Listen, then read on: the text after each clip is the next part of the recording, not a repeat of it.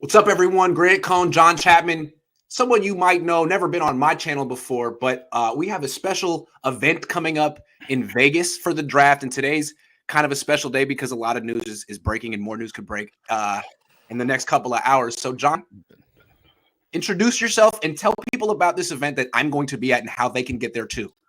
Yeah. Thank you for having me on. It's to be on the Master Show, man. This is an absolute privilege and honor, man. Enjoy it. And I'm excited for some fun takes that we're going to have. But yeah, we're throwing a party in Las Vegas for the NFL draft. We spared no expense. We let it all out. And we've got Elijah Mitchell and Fred Warner coming out to hang out and watch the first round of the draft with us. We ran out at a club in Mandalay Bay, exclusive for 49ers fans, drinks, food included. All you need to do is head to 49ersrushroadtrip.com. Come party with us. Yours truly, Grant's going to be there. We're going to be broadcasting live, just having a great time. So days 1 and day 2 of the draft, we're going to be out there. Again, you get your tickets, 49ersrushroadtrip.com. That's where you can get that. So do that. I'm a lot of fun in person. We can talk about things. It'd be great.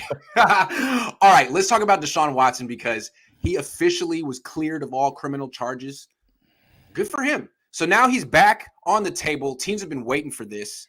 He sat out all of last year. Seems like he could be on another team's roster imminently. How does this news impact the 49ers? I think it impacts them in a lot of different ways.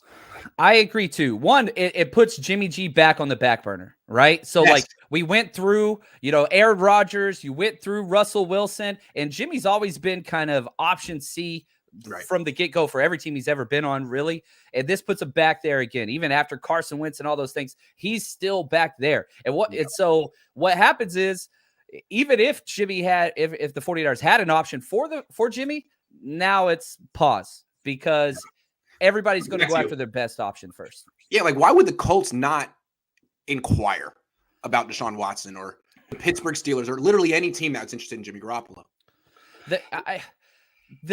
Even though he's cleared, okay, first off, you have to understand fan perception. You know this better than anybody, Grant. Does some markets would be better than others? Like, I don't think. Well, I'm not going to say that. I'm not going to say that. Anyway, you're right. Yes. And so that does govern a little bit of how certain teams operate. Now, there are definitely teams, especially within the 49ers division, that don't give a rat's ass about what the public perception is. And the Seahawks are that team. The Seahawks now have draft capital. The Seahawks have had no qualms drafting players that have any issues with stuff in the past. Frank Clark. I mean, you can go down the long list. So I'd say that's how it impacts the 49ers the most is the Seattle Seahawks. That's one of the prime landing spots for him, and we can dive more into that. But I don't think the 49ers are a realistic option for Deshaun Watson. And I don't think that they should be. Don't go there yet. Hold on. Don't go there yet. Wait a second. No. We're not going to go there yet because we're going to talk about that at length. But no, let's linger on your first point because that's a really interesting point. Him going to the Seahawks. I mean, all of a sudden, the Niners are in a division potentially with Kyler Murray, Matthew Stafford, Deshaun Watson, and now. Could there be any more pressure on Trey Lance? Hey, good luck, Trey. Damn. It's a lot, man. It's a lot. And you're thinking like, right, let's say you do put, Drew Lock out there, then maybe you can take a breath a little bit. But it's full. And it's not going to go down. It's only going to amplify, and especially if you get off to a slow start, which I don't expect happening. But yeah, there's definitely some narratives that could be created. Jimmy G, wherever the hell he winds up, Saskatchewan Red Raiders, wherever, if he gets off to a hot start and Trey doesn't, those narratives kind of explode. So you can't create room for that to take place. But yeah, we'll have to get into that at that time for sure. Some people say, like, why would Watson want to go to the Seahawks? Like, well, why would he want to go to the AFC? I would want to get out of the AFC. And if the choice is like the Seahawks or the Panthers, like, who are the Panthers? At least the Seahawks have a clear track record of success. You could say it's a lot of Russell Wilson, but Deshaun Watson's just as good as Russell Wilson. So I think he's definitely, I agree. I think it's viable. But here's my thinking, okay? If I'm Russell Wilson, or I'm sorry, if I'm Deshaun Watson, yes, you just saw Wilson complain for 5+ years that they're just not quarterback friendly. It's going to cost more to get him than they got for Russell Wilson. So that's true. Talent surrounding him is going to be even more devoid of. Now it's better than what the Texans have put out there with him. I wouldn't want to be in the AFC though. The AFC is freaking loaded. All the good quarterbacks are over there. That's just me though. I don't know. That's the way I look at it. And so draft capital, I really think the Eagles, I think people might not talk about them as much, but if you're looking at draft capital, that was a team that was actively involved, at least from rumors, in the Deshaun Watson back in, last year. I think that probably makes the most sense. Even with Jalen Hurd, that's just a good swap. They have 3 first-rounders. That's where, again, I'm a betting man. That's where I'll be putting my money for him to land personally. Because, again, with you, why would you go to the AFC? It's the 27 Yankees for quarterbacks out there right now. Absolutely. And look, that's good news if he goes to the NFC East. That's a weak division. That's smart for him. But if he ends up on Seattle, that's bad news for the 49ers. Now, like, legitimately every team in the division has a argument that they could be the best team in the division. And any team could finish last. I mean, it's scary. That's why the next topic is interesting when we get there. If they pulled off, if the Seattle Seahawks were able to pull off and get Deshaun Watson, that would be a huge win. Do they have a good, solid roster compared to the other 3 teams in the NFC West? No, they don't. No. But they would have a very young, probably one of the best quarterbacks in the division for sure. That is a little scary for sure. But again, I don't think we talked about this. DK, Tyler, that's great fits. And Noah Fant, good gosh. Yes. Yeah, that'd be something to think about. Okay, bringing us into our next topic. Should the 49ers trade Trey Lance for Deshaun Watson? I know. Look. Take it away, Grant. You know what's on your mind, not your mind, everyone watching. You know that the thought has crossed your mind. Should they do it? Should they do it? Like last year, Niner fans wanted Watson and didn't really know that much about Lance. And since then, I mean, we've all gotten to know Lance. We're all very impressed. But and it's been a while since we've seen Watson. But remember Watson. Think about him. Think about him play, how freaking good he is. Would you make that trade? Because Lance is still an unknown. I would say this. Before any of the issues happened with Deshaun Watson, he was my number 2 quarterback in the NFL. I had him just behind Mahomes. It was 1-2. That's like how I saw it, right? Okay. Yeah. Having said that now. If you say no, he might go to Seattle and be your problem twice a year. I'm saying no. No. And here's why. Me too. Thank you. Here's why. We live in a post-Reuben Foster 49ers world. Yeah. And I think that was the turning point for Shanahan and John Lynch because they erred on the side of caution. They supported him. You had Richard Sherman, all those things. It was an awesome, caveat of support. But whenever he burned them that last time at the hotel, they cut him before the game and all that stuff. I think that turned the page a little bit. I'm not sure if you want to dip your toes back into that when you have Trey Lance, 21 years old. Trustworthiness went all of a sudden became much more important in Santa Clara. I can see it. I'm going to say no. I'm going to say no, Grant. I'm going to say a hard no. But do you think the Niners are even considering it? Do you think Trey Lance would get it done? I don't think the Texans would take it. I don't think the Texans would take it. Okay, but let me try to make an argument for it because I'm just trying to make this a discussion. I think it's fun. If the Texans take a bunch of picks from some team, who's your next quarterback? Davis Mills, like someone from this draft? What's your plan there? Waiting till next year? Or you could have the guy. I'm not saying you could have the guy. You could have the guy who would have been the number 1 pick in this draft. Probably. That's true, but you're going to have to also give multiple firsts. We don't even have a first this year or next year. So if you're the Texans, you can't do that. You got to go to Houston and be like, look, man, this guy's worth 3 first-round picks. That's what we gave up for him. So there's your 3 first-round picks right there. Boom, Trey Lance. I don't think the Texans would do it. I would not do it from the 49ers. I don't think that's why I think the Eagles make the most sense. You get a young quarterback, Jalen Hurts, to compete with whatever, and you can get 3 firsts right now this year. It's instant cash money, man. Yeah, that sounds good to me. And I don't want to spend all that money on Deshaun Watson, who I don't really know what. I'll vouch for that guy just because he didn't get criminally charged. Like, nope. You read those details, 22 women. I like Lance. I really believe in Lance. I've seen him play in practice. I think the kid has a really bright future. And I'm sticking with Lance, but through your mind, you thought about it. And I bet you the Niners were really like fantasizing hard about Watson last year. Well, you go back before all this happened, everybody was talking. Yes.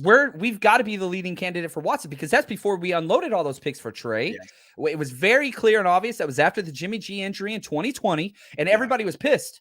And most notably Kyle Shanahan, right? And so imagine that same package going for Watson pre whatever all these, charges are. It would have made perfect sense. But here we are. Okay, so it's just like the fact that they probably wanted him at one point, and he's very not most likely, but there's a good chance he ends up in Seattle.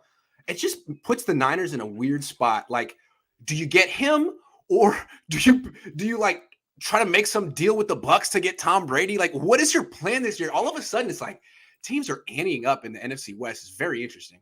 I think the arms race is taking place in two divisions in the NFL: AFC West, NFC West, and it's them and everybody else. We're the SEC of the NFL, those two divisions. I'm all for it, except I would love to watch Pete Carroll, the oldest coach in the NFL, try to go through a rebuild without Deshaun Watson. That just makes me happy and smile, and I hope that happens, watching him chew that gum with the losing-ass roster. Oh, bring it on, man. Bring it on. Absolutely. All right, Gabriel says it's like Jimmy is haunting us at this point. Arguably ruined 2 Super Bowls, and now he won't get the hell off the team. Yeah, it's funny. Like, there was a lot of like, Jimmy's cool, Jimmy's underrated, let's root for Jimmy. But now that like he scheduled his surgery for a week before his no-trade clause ended, and like the way he's going out, everyone's like, man, will you leave already? I think that's pretty funny. Joe Staley, he came out and talked to how, this is kind of him rubbing it in the face. And there was one thing that the media never picked up on, which I thought was really interesting. One of the Athletic reports, as soon as the Carson Wentz trade took place, said that Washington's brass was not willing to wait on Jimmy Garoppolo. And here's how I interpreted this. Again, this is just John Chapman being crazy. Not that they're waiting on the injury to clear. I think Jimmy Garoppolo was saying, I don't want to go to Washington, and he only had 5 days left. And so they said, screw it, we're moving on. The narrative of Jimmy is not trying to, he's been a great teammate. Was he burned? 100%. 100% he was. It's a business. It is a business. And so now he's making a business move. Okay. Middle fingers out. I'm going to make it hard on you guys to recoup what you want. Fine. Which is why I think they should trade him for whatever to the worst team possible. Sorry, dude, it's a business. Go to the Raiders. And I think we'll find this out, Grant, because the 49ers have kind of taken care of their own.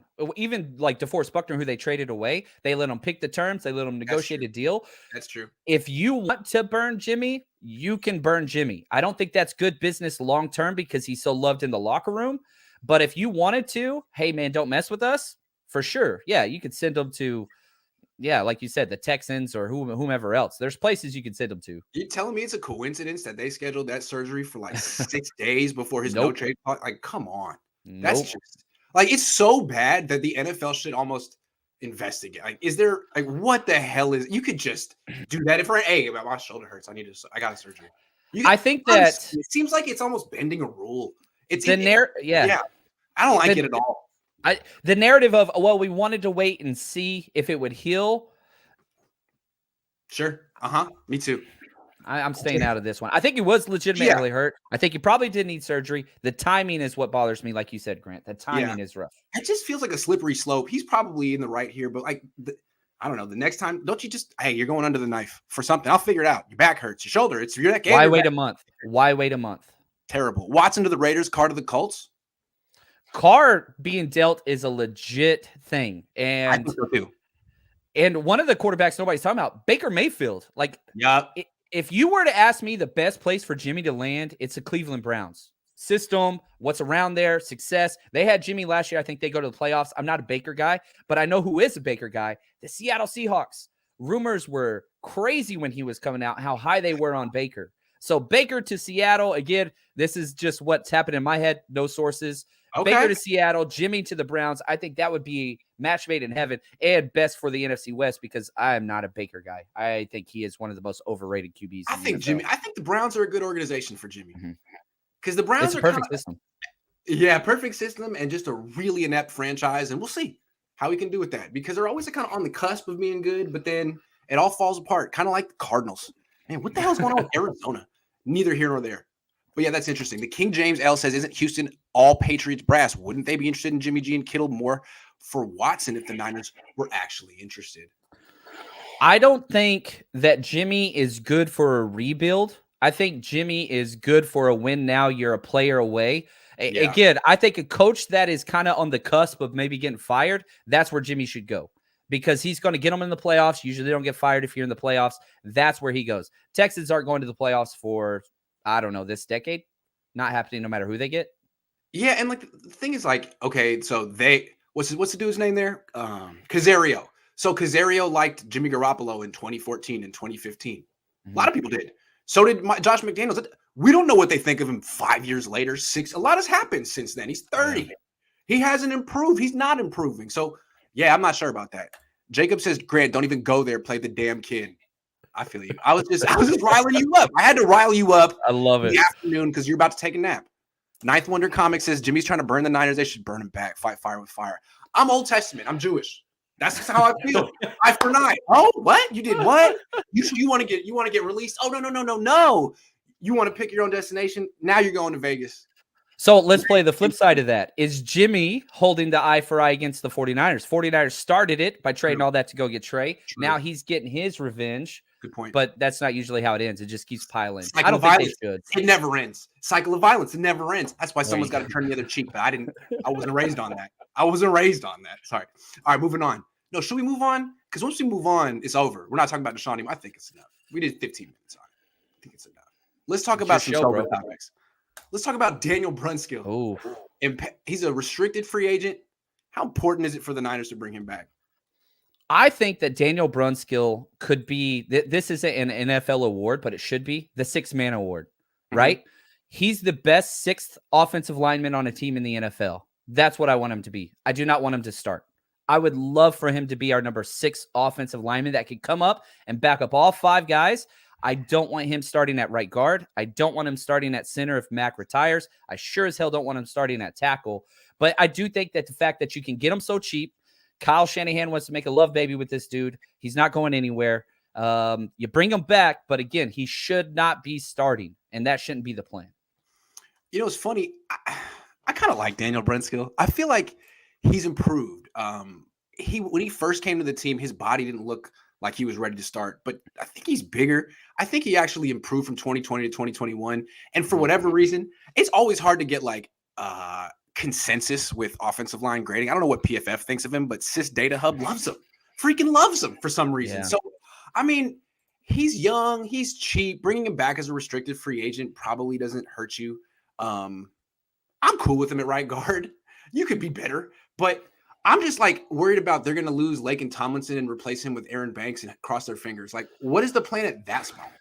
That's scary. That's very, very scary. And so you've got a couple guys coming out of Tampa Bay that you could sign, right?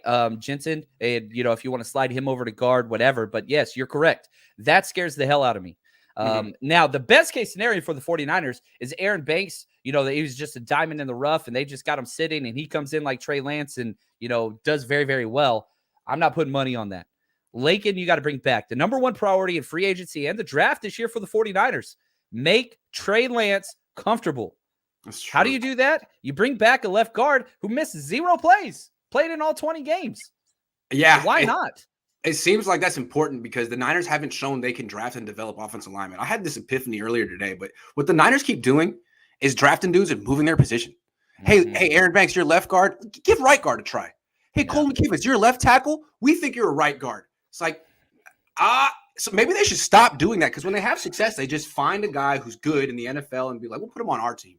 My biggest critique, and this is back when we were like 2-4, 3-5, when everybody was like, oh, Shanahan, fire, was not the draft picks, not any of those. It's roster management in season. They do the same thing on defensive side. Solomon Thomas, Tarvarius Moore, Jimmy Ward. The list goes on and on. Put people where they should be, and you will be fine and allow them to kind of grow and develop. Quit moving people around where they've never played just because you didn't plan the backup, the depth, the way that you should have, and trust your guys to grow. And then blame them for not being the player you wanted them to be. Like, you drafted, you saw him do this, and then you asked him to do this, and you got mad at him because, anyway. Daniel Brunskill there 100%. I think he's a decent right guard. The Niners, I think he's better than Mike Person was. That's a low bar. I agree with that. But again, that's we're talking about 2 undrafted free agents, right? That we plug in what is quote unquote a top 5 offensive line. You talked about scores, and here's the thing with Daniel Brunskill. He's very positive in the run game, which Kyle loves and adores. You put him one-on-one against anybody not named Aaron Donald. Exactly. Your quarterback's in trouble. That's the best thing about Daniel Brunskill. Like someday our kids will ask us about him. Like, who is this guy who's the right guard for that? He's like, he was okay, but he owned Aaron Donald for no reason at all. 3 games this year owned him, which is awesome. Absolutely.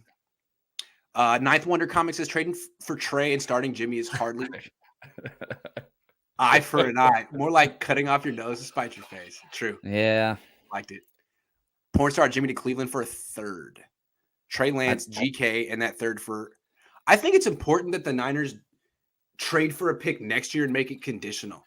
That seems to be the way. Got to do that. Unless you think so if you did 2/3, yeah. right? I think, again, if you just go off the Carson Wentz package, 2/3, one of them could be a second.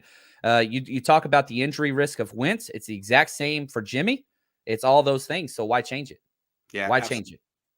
All right.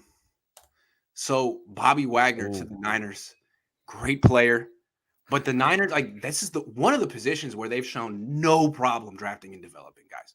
Linebacker and running back. It's just the cup runneth over. But it's Bobby Wagner, and if you don't get him, he could go to the Rams or the Cardinals.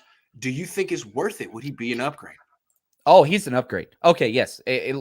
Wagner makes all 32 teams in the NFL better, including the Seahawks. The reason why they moved on is, one, the salary cap. Two, I'm not sure if they're a rebuild yet, but when you cut Bobby Wagner and trade Russell Wilson the same damn day, that signifies rebuild to me, but we'll see here. It's not like they needed a bunch of cap space. They had cap space. Yes, Wagner is better. There's no doubt about that. However, Alshire and Greenlaw are cheap as dirt. Cheap as dirt. Young, and you're promoting and building within. I'm team Greenlaw all the way. Is he as good as Wagner? Hell no, he's not. But I love me some Dre Greenlaw. If you can get him in on a cheap deal, that'd be awesome. But I'm not letting go of Greenlaw. I don't care what anybody says. That's funny. Because I'm team Aziz. I love Aziz. I love Aziz. And I know Aziz has had a lot of injuries, and I'm not sure what his future holds. I thought he was better than Fred Warner last year. Flat out. There were at moments there were. Warner took a while to turn on. You're exactly right. The totality of the season, I thought Aziz was a little bit better. I know Warner had his moments too. So if you brought in Wagner, it'd be interesting what the pecking order would be. To me, Wagner's one. Mm-hmm. Who's staying on the field? And then I was like, I guess Warner, because you're paying him, but that's. Yeah, I think it would be Warner would be the mic. You'd put, Warner would be the mic, and you'd put Wagner at the wheel. And I think the 49ers showed us who they preferred out of Greenlaw and Aziz in the playoffs, right? Because Greenlaw was out there until he got injured. And, Aziz was coming in and out as that third linebacker spot. And that's not an insult. Like, that's the thing. These guys are studs. Aziz could be a starting Mike linebacker for 10 teams in the NFL. He's that damn good. He's our number 3. Or if you want to say he's our number 2, Greenlaw could be a starting Mike linebacker for 10 teams in the NFL. We're spoiled there.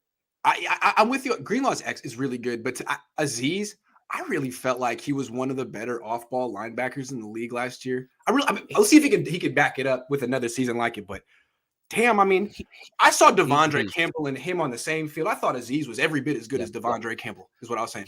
Here's what I say whenever, because I get a lot of these questions, like which one's which, and you're not wrong. It's a matter of preference. If you want explosive, positive and negative plays, Aziz is your guy. If you want the highlight, ESPN, whatever. Greenlaw, the reason why I love Greenlaw as a former coach, consistency, and he does not miss tackles. Doesn't miss tackles. That's true. So what's your flavor? They're both good. Absolutely. Nobody's wrong. What position do you think the Niners should target in round 2 of the draft, considering they don't have a first-round pick as of yet? And I don't think they're getting another second-round pick for Jimmy in this draft, although we'll see. Right now, they're at 61. We're hoping. I'll say this. I'm going to give 2 answers, Grant, because I'm an a-hole and I'm selfish, okay? I like it. Me too. Number 1, I personally would go offensive line because, again, back to my mantra, Trey comfortable, that's priority 1. The rest is details. What I think this front offense will do, will draft an edge to go opposite Bosa. Interesting, because I really liked Samson Ebukam down the stretch. I felt like they brought him in to be a situational pass rusher, which is not what he is.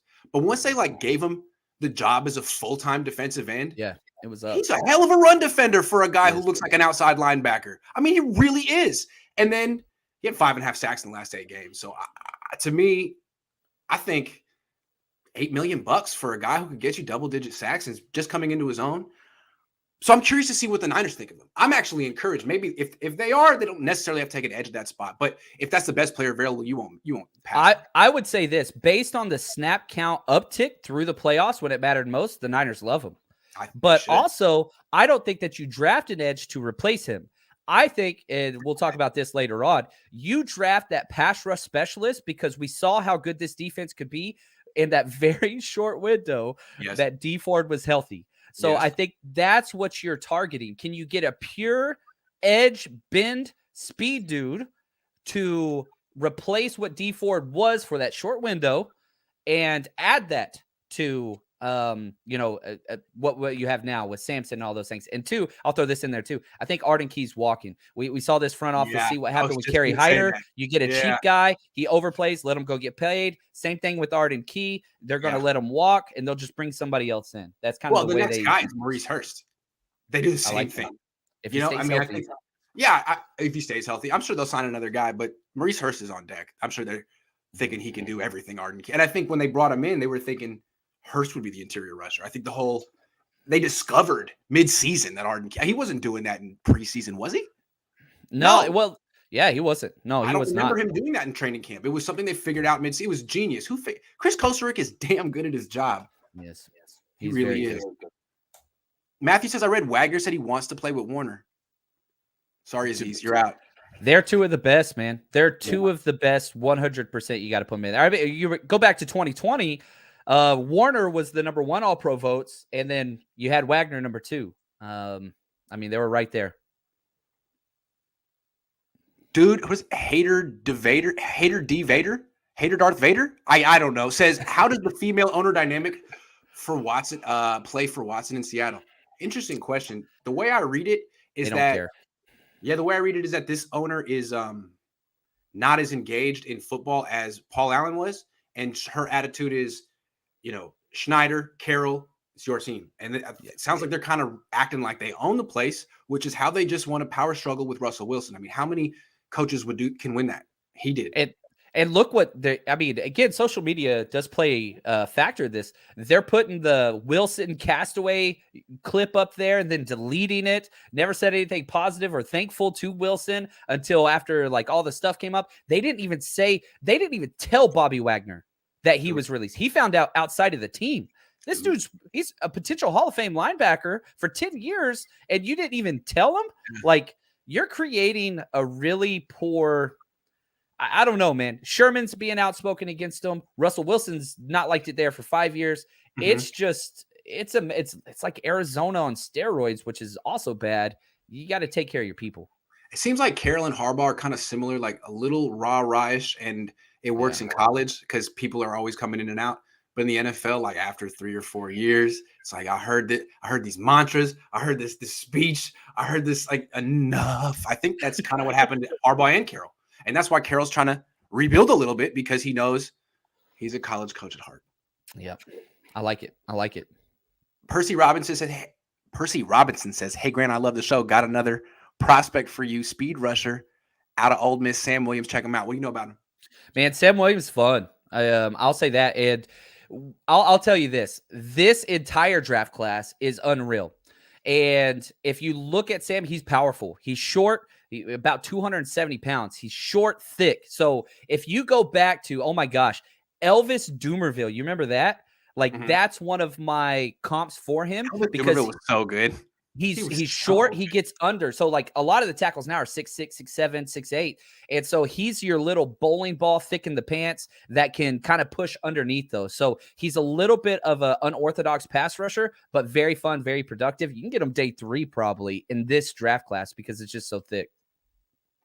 Nick Bonito. How do you pronounce his name? Bonito? Yeah, Bonito.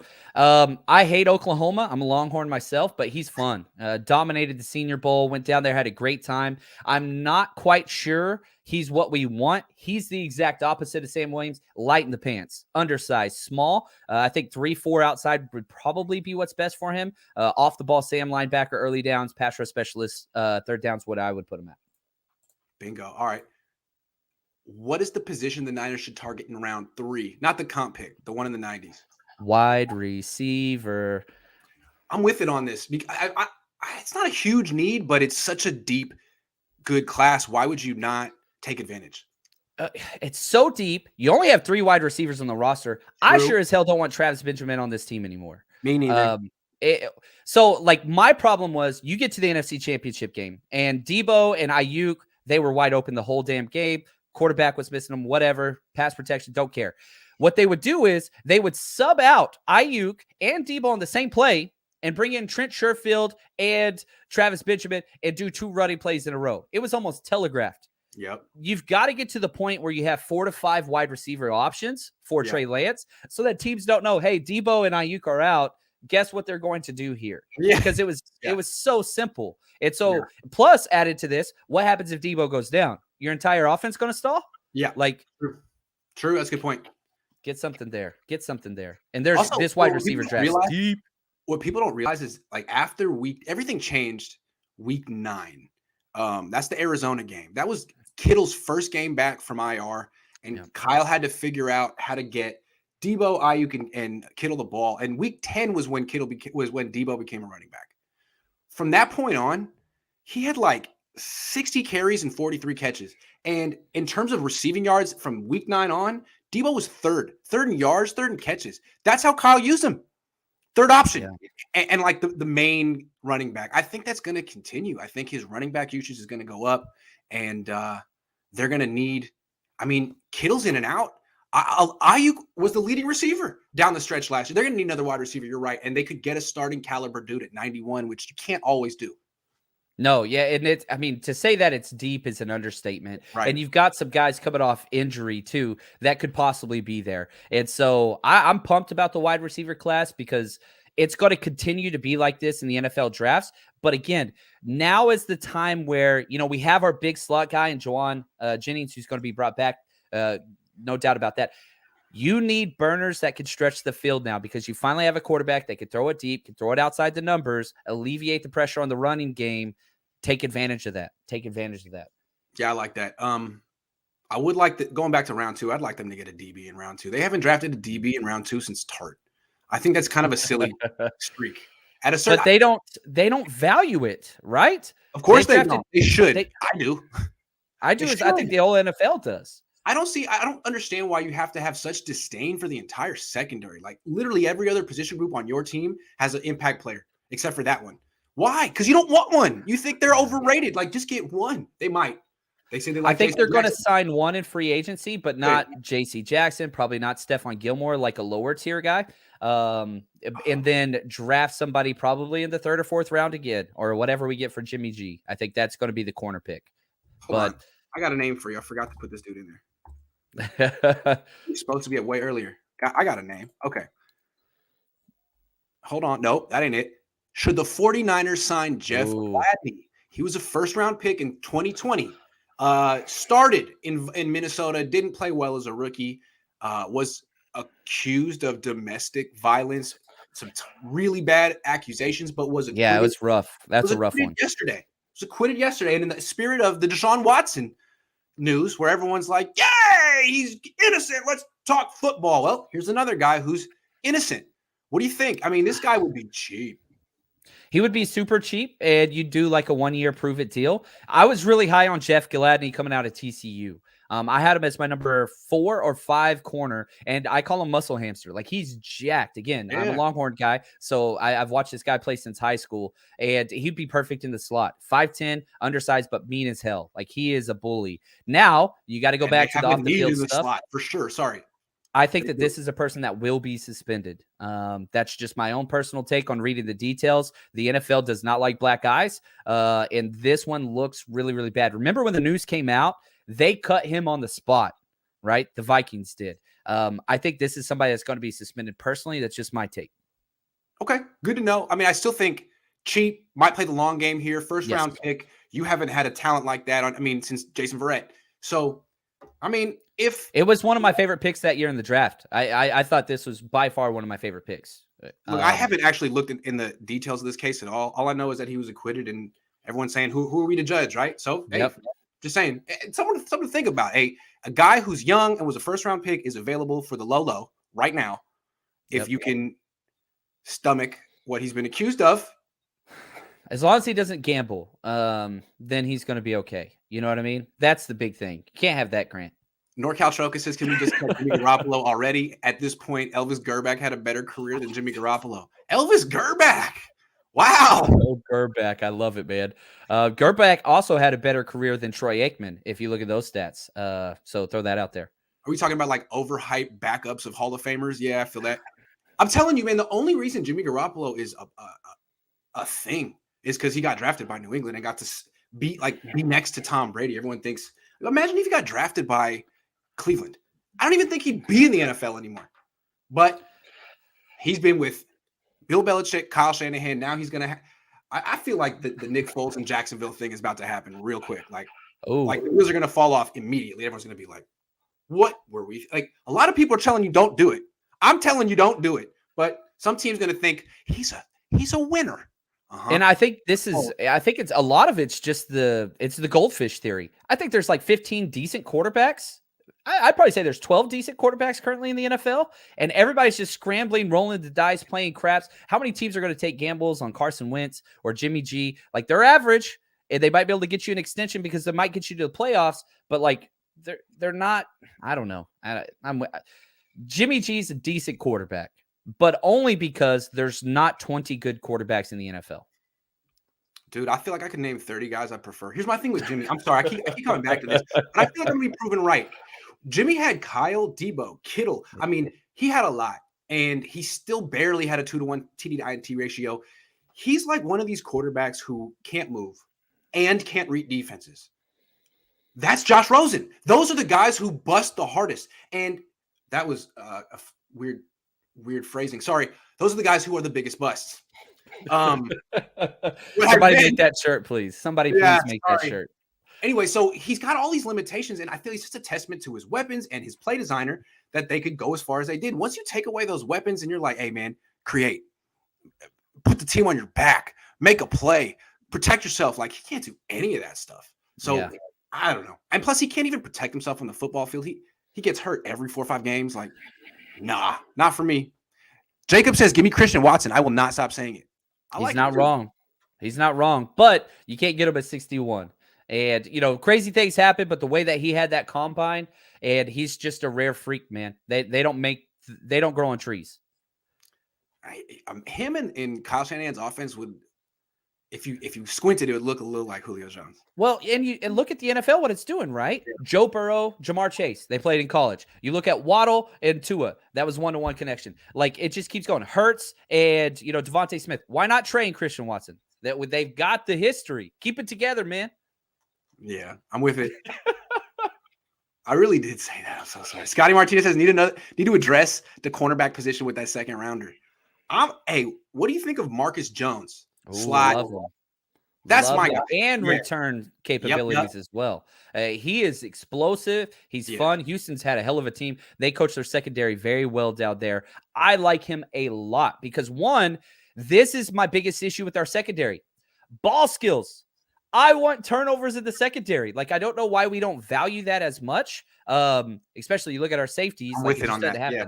Like, I love Marcus Jones. Yes. Ball skills, speed, ability to cover in the slot, and return ability. And I think he'll go in the third too. I think he's somebody that you could wait. Hopefully, you might have to jump up in the third, but I think he's going to be in the third round because this is a deep corner class, and he's only going to be a slot guy. So he's not somebody that's as versatile. He would be an inside only guy.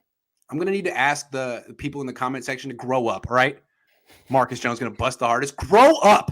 Not funny. Not funny at all. All right, last topic, and then I got to go pick up my car. This is an interesting one. I hate to end on a downer, but it's like the Dee Ford. It's like the Bobby Bonilla day, remember? Like once a year, like, hey, he's still screwing the Mets. Well, there should be a Dee Ford day. Every time he gets a check from the Niners. So far, the Niners are 41.7 million deep into Dee Ford. And for whatever the way they restructured last year, which allowed them to sign Trent Williams and do a lot of nice things, sort of kept it. He's coming back. He's going to get another 11-9 this year, unless he retires out of the goodness of his heart, and I don't think he will. We should put him up to 30, almost. I don't like. I can't do math. Almost. Do you know how many sacks he has with the 49ers? 9.5. Oh, you know. Of course you know. 9.5. So I don't really have a discussion here other than like, damn, and good for Dee Ford. And the Niners got to make sure this never, ever, ever happens again, because I feel like it's holding them back. This is just $10 million you're not using every year. You could be that much better every year. Two things. You overpaid to get them, and you got stuck because you put so many injury guarantees into that contract that you got burned on it not once, not twice, but 3 times. So then you were screwed, and you hit the COVID salary cap dropped, and you were bent over a barrel. And Dee Ford, which I do respect this, he pushed his money back 3 years. 49ers are deep into Dee Ford, man. We're crushing it. I'm so sorry. I'm having a bad day. That's okay. Man. You do you, man. Okay. You do you. But the idea was this. Dee Ford basically said, hey, I'll keep my money and push it off into a void year to help you restructure and get Trent Williams. That's basically what happened. The 49ers do not sign Trent Williams if Dee Ford doesn't redo his deal. That's just the numbers. But we can't cut them. They don't make it to the Super Bowl in 2019 if they don't get Dee Ford. I don't know about that. Might not get the one. This is one of the worst moves in franchise history. It's bad. It is one bad. of the worst. But you can't move on, because if you cut him before 6-1, you lose $2.5 million of the cap. Figure that out. Like, he's got a you great lose agent. And there's really no solution here. This is kind of like a cautionary tale. It's like something you tell your kids. Listen, kids, there's a guy named Dee Ford right now who's going to get another 11.9. You don't want this to happen to your football team, all right? Everyone be vigilant and make sure this doesn't happen to you. Sorry. They must be laughing their asses off. Like, what did you think? We thought we didn't know? You thought we were tripping about Dee Ford? Like, do you understand what we had to do to get him on the field? Good luck. Yeah. And I see this comment from Raul. I saw this. He says, Dee Ford needs to retire, so we can't pay him anymore. But here's the issue. If Dee Ford retires before 6-1, it triggers all the dead cap things that we get now. So if Dee Ford retires, we have to ask him politely, please wait till after June. Otherwise, you're going to hurt $2.5 million more on our cap. So even if he does retire, please wait. Yeah. Please wait. Oh, man, it's crazy to realize how Dee Ford has the Niners by the short hairs. Man, put themselves in that situation. Well, they did. Well, they learned it was a lesson learned. It's a lesson learned. Everyone, this was a fun show. Hold on. Rachaad White from Arizona State to replace Mo Start. I'll tell you this. The Arizona State connection is gigantic. And Rachaad White, he's a lot of fun. He's a bigger back, 6'1". I think that he fits perfectly what we do because it's a similar system. I like him a lot. The problem is I don't want another third down running back. That's just me personally. I want a late running back, not third round, which is where he'll probably go. I'm with that. Before we go, I want to remind everyone to go to 49ersrushroadtrip.com if you want to be at a little meet and greet. Now, it's not just me and John who are going to be there before the draft, but like Fred Warner and Elijah Mitchell too. Not saying that I'm going to be hanging out with Elijah Mitchell and Fred Warner because I'm probably this close to getting blocked from him on Twitter. Right? But you can go and it'll be like. We'll keep a safe distance between Grant and the players to make sure everything is just fine. Bingo. There it is. There we go. Thanks for watching, everyone. Have a great weekend. I'll be back tomorrow with the Cohn phone. Take your calls. See ya.